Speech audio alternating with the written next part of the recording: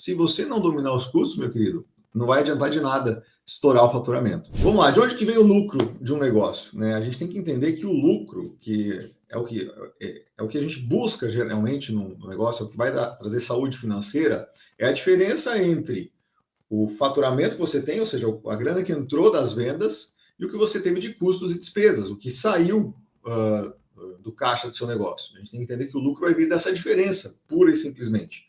Né? Você tem que vender, mas vender de uma forma que tirando tudo de custo e despesa que você teve, sobre mais para você. Né? Por isso que a gente, quando olha para a saúde financeira do negócio, a gente não pode olhar apenas para o faturamento. Olhar só para o faturamento é estar olhando só para o dinheiro que está entrando, mas se a gente não controla o dinheiro que está saindo, e eu cansei de ver já negócios assim, onde o dono do delivery, o dono do negócio de alimentação, ele entra numa bola de neve que está sempre preocupado em vender, mas se você não controla a saída, acontece o giro e você fica preso num looping, você fica numa situação de que você trabalha demais sem ter retorno, sem ter resultado. Então, precisa dominar também esse outro componente aqui, que são os custos. Se você não dominar os custos, meu querido, não vai adiantar de nada estourar o faturamento. Tá? Então, a gente tem que estar sempre olhando para essa diferença entre o faturamento e o custo. E quando a gente olha para cada item que a gente tem no cardápio, a gente tem que olhar para o lucro unitário, que é a diferença entre o preço de venda que eu tenho daquele item, o que eu estou recebendo na venda por ele, versus os custos que eu tenho relacionados àquele item. E a gente tem que entender que os custos não é apenas o custo que a gente tem de insumos daquele ingrediente. Alguém precisa fazer aquele produto. Aquele produto precisa ser feito num fogão, numa cozinha, num forno, que vai consumir gás, vai consumir energia, né? Vai estar sendo ali manipulado por um forneiro, por um pizzaiolo, por um chapeiro, por uma pessoa que produz ali, né, por um cozinheiro, enfim, por alguém que vai estar sendo pago para fazer aquela função. Então, tem vários custos envolvidos que vão além do custo do produto em si. Né? O lugar onde você está, você vai pagar o aluguel, você vai pagar o IPTU, você vai pagar o condomínio, você vai ter vários custos envolvidos. A gente precisa considerar esses custos na hora da gente definir esse outro camarada aqui, que é o nosso preço de venda. Né? Porque se eu defino um preço de venda sem olhar para os custos, eu estou jogando com a sorte. Se eu coloquei um preço de venda onde cabem os meus custos, vou ter margem para ter um lucro em cima da venda daquele item.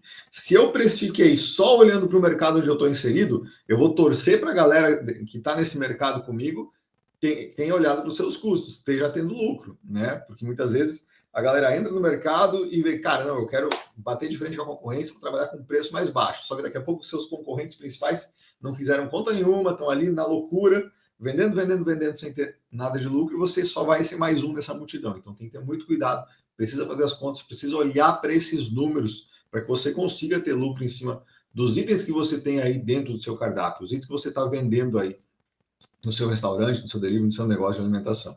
Então, para isso, para a gente conseguir ter lucro, a gente precisa entender, principalmente, quais são esses nossos custos, né? E a gente, em negócio de alimentação, a gente agrupa em 3 grupos básicos de custos. A gente tem os custos dos ingredientes, o famoso CMV, que tanto se fala no CMV, né? Que basicamente é a sigla de custo da mercadoria vendida, custo dos itens que você vende no seu negócio.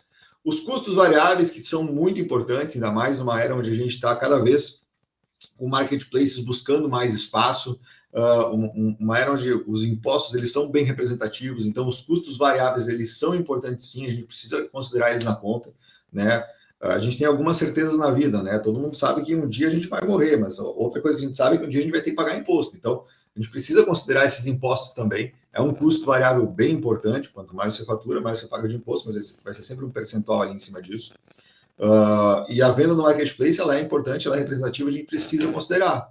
Quando a gente vai precificar para vender no iFood da vida, por exemplo, a gente precisa considerar que esse canal de venda vai ter um custo, né? Ele vai receber a comissão dele em cima daquela venda. Então a gente precisa considerar esses custos variáveis, né? Pagamento online, cara, maquininha de cartão, ela tá aí, e os pagamentos digitais eles são uma realidade hoje, né? Mais de 90% dos pagamentos do negócio são feitos de forma digital. O dinheiro em espécie, tem gente que diz que o dinheiro em espécie está com os dias contados, mas tem cada vez menos moeda circulando. Então, a gente tem que entender que vai ter custo para essa transação eletrônica também. Então, precisa considerar esses custos variáveis. Por mais que entre os 3 sejam geralmente os que têm uma representatividade menor, se você não considerar eles, você pode ter prejuízo. E a gente já pegou vários casos assim na consultoria. E os custos fixos, né? Os custos para sua operação funcionar. Você precisa de mão de obra, você tem que estar em algum... Fisicamente, o seu negócio vai estar em algum lugar que vai ter seus custos, né? Então, a gente precisa considerar esses custos operacionais porque eles estão presentes também.